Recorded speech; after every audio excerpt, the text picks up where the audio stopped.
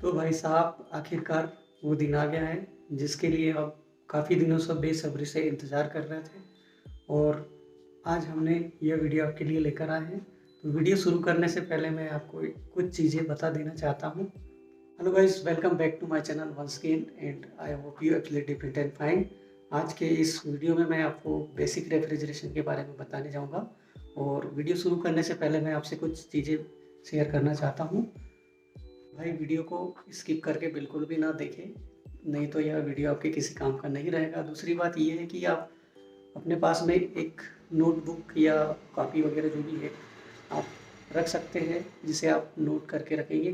कुछ चीज़ें ऐसी होती है जो आपको याद नहीं रहेगी और कुछ पॉइंट वाली ऐसी बातें होती है जो आपको भविष्य में काम में आ सकती है, तो ऐसी चीज़ों को आप नोट करके रख सकते हैं।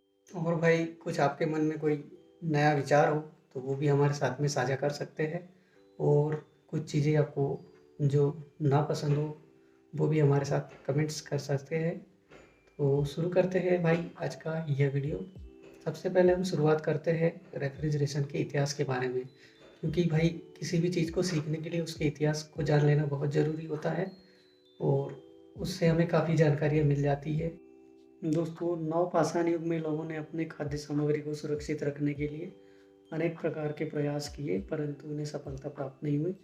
इसी समय में अमेरिकन वैज्ञानिक जो कि इंग्लैंड में रहता था, जिसका नाम फ्रेजिडेरिया था, सन 1834 में इसने एक घरेलू रेफ्रिजरेटर का निर्माण किया और वह लकड़ी की फ्रेम में आया और इसके जो पार्ट्स थे वह कुछ बाहर हुआ करते थे और कुछ अंदर, जिसमें कूलिंग जो होती थी वह कम मात्रा में होती थी। इसी दौरान 1934 ईस्वी में जब एक रेफ्रिजरेटर बनाया जो कि पूर्ण दोषों से मुक्त था और वह ऑटोमेटिक सेल्फ रेफ्रिजरेटर के नाम से जाना गया और वह मार्केट में काफ़ी प्रचलित हुआ। इसी समय कुछ 1923 ईस्वी में जो फ्रिज बना था वह विकसित रेफ्रिजरेटर के नाम से जाना गया और वह स्टील बॉडी में था, जिसकी क्षमता आइस बनाने की भी थी और वस्तुओं को भी ठंडा करने में सक्षम हुआ करता था।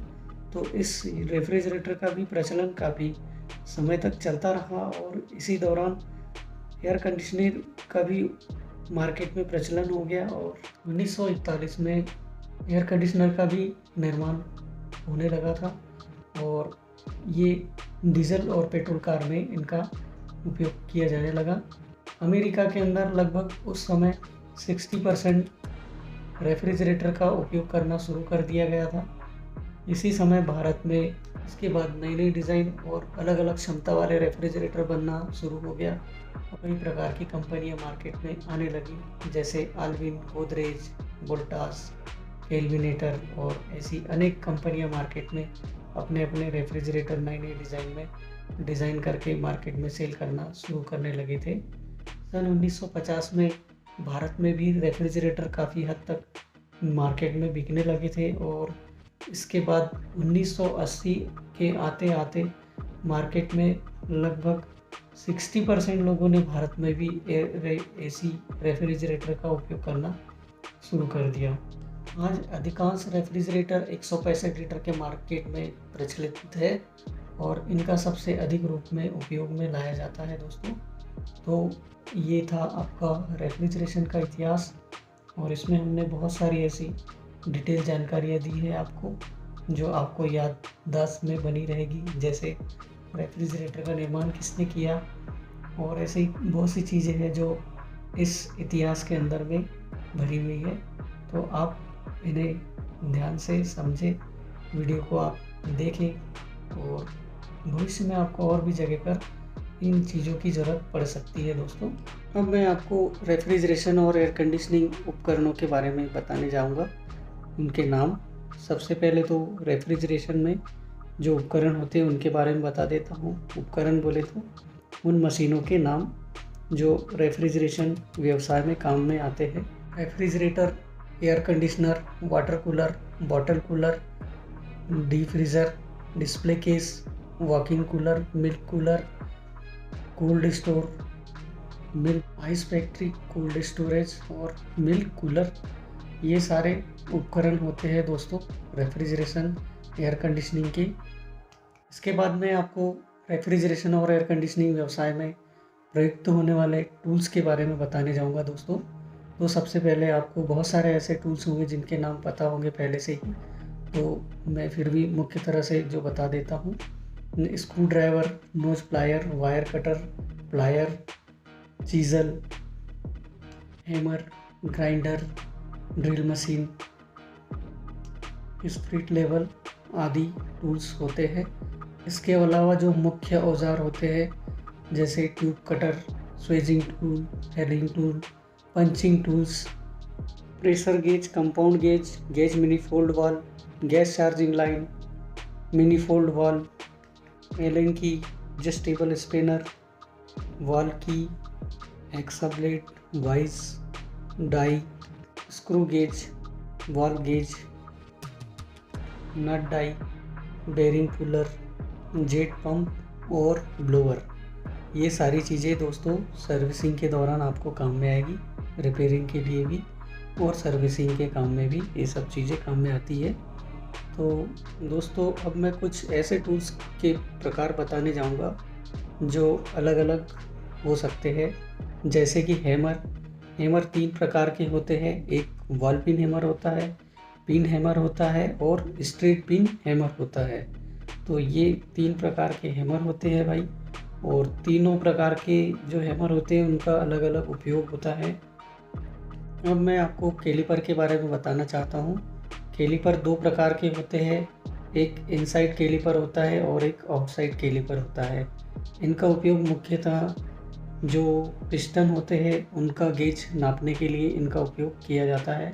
इसके बाद मैं आपको फाइल के बारे में बताना चाहता हूँ। फाइल मुख्यतः 4 प्रकार की होती है। एक फ्लैट फाइल होती है, एक हाफ राउंड फाइल होती है, राउंड फाइल होती है और ट्रायंगल फाइल होती है। ऐसे मुख्यतः 4 प्रकार की फाइल होती है। अब मैं आपको स्पिनर के बारे में बताना चाहता हूँ। स्पिनर मुख्यतः 6 प्रकार के होते हैं। सबसे पहले रिंग स्पिनर, उसके बाद स्टैंडाइज स्पिनर और इसके बाद जैक स्पिनर, रेचिट्रेच स्पिनर, एलन की spinner, adjustable spinner, pipe spinner और रेचिट्रेच स्पिनर। ये स्पिनर अलग अलग वर्किंग के हिसाब से इनका उपयोग किया जाता है। जैसे पाइप खोलने के लिए पाइप स्पिनर का उपयोग करेंगे, और जो सॉकेट स्पिनर जो होते हैं अंदर सरफेस के अंदर जो बोल्ट होते हैं उन्हें खोलने के लिए इनका उपयोग किया जाता है। रिंग स्पिनर का उपयोग जो ऐसी जगह जहाँ पर दूसरे स्पिनर नहीं काम करते हैं वहाँ पर इस रिंग स्पिनर का उपयोग करते हैं। डबल साइडेड स्पिनर जो होता है वह पट्टी बाना जो आप बोलते हैं उसका उपयोग आपको पता ही है। नेक्स्ट टूल्स होता है वाइज 2 प्रकार की होती है, एक बेंच वाइज होती है और एक पाइप वाइज होती है। वाइज का उपयोग मुख्यतः किसी भी सरफेस को पकड़ने के लिए इस टूल्स का उपयोग किया जाता है।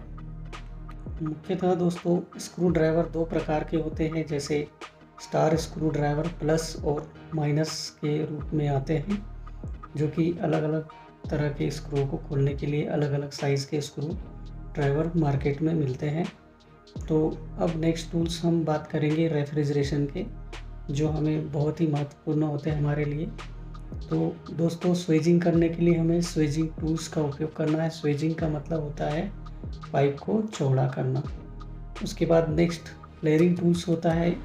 फ्लेयरिंग टूल्स में 2 मुख्य टूल्स होते हैं, जैसे फ्लेयरिंग ब्लॉक और फ्लेयरिंग योक।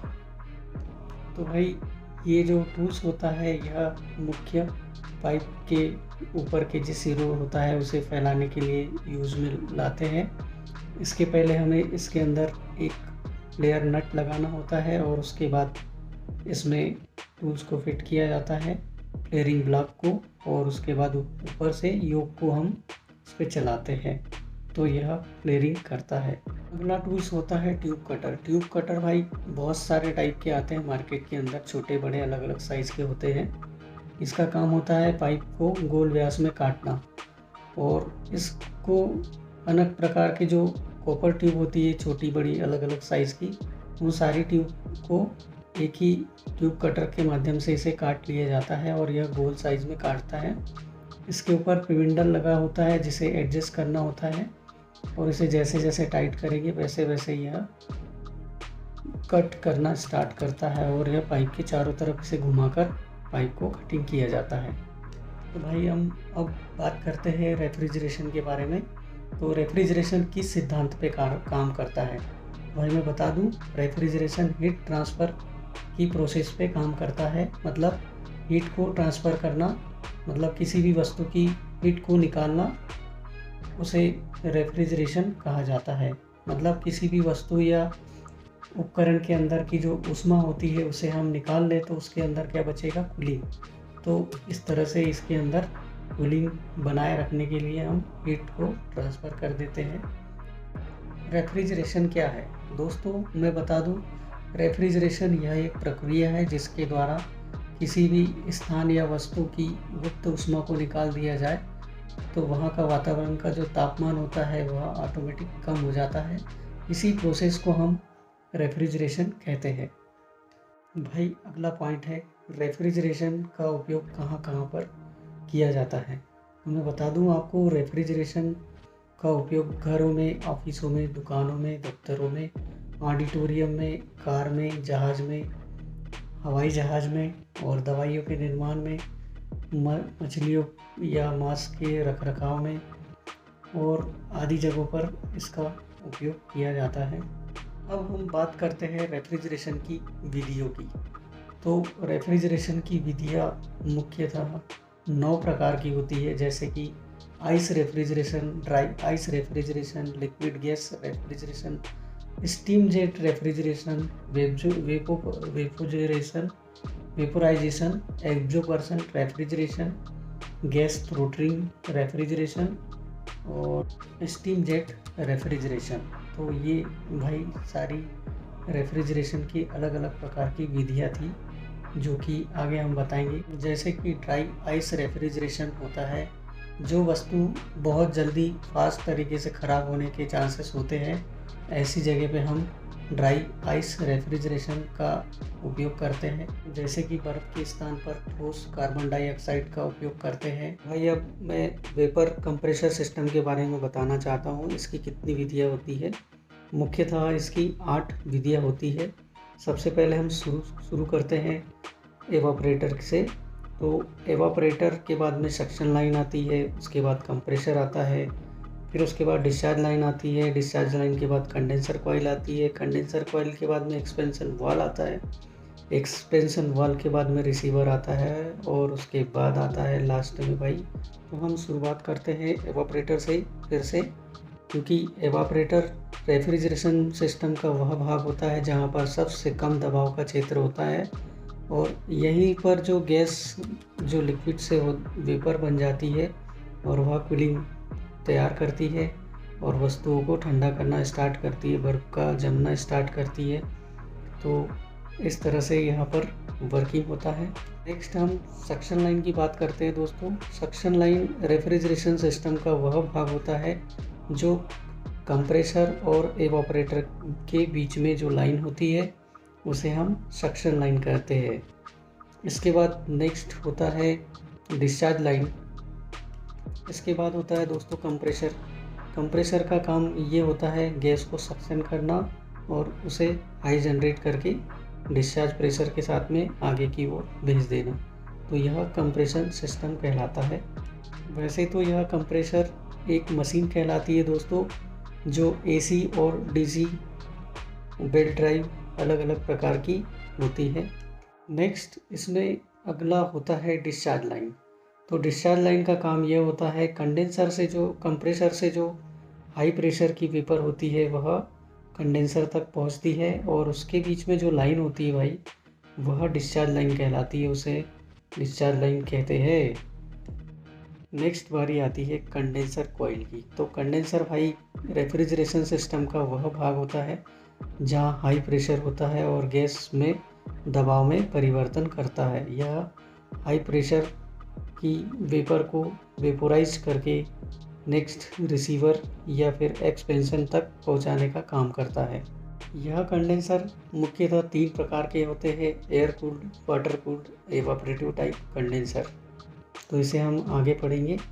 अभी हम नेक्स्ट एक्सपेंशन वाल्व के बारे में समझते हैं।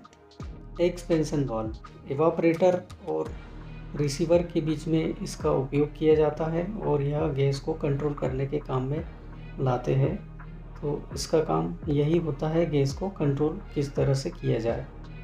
यह वाल्व इवापरेटर के कम दबाव के प्रेशर को कंट्रोल करने के लिए इसका उपयोग किया जाता है। तो भाई मेरा यह वीडियो आपको अच्छा लगा हो तो लाइक शेयर एंड सब्सक्राइब ज़रूर कीजिएगा और मिलते हैं नेक्स्ट वीडियो में। तब तक के लिए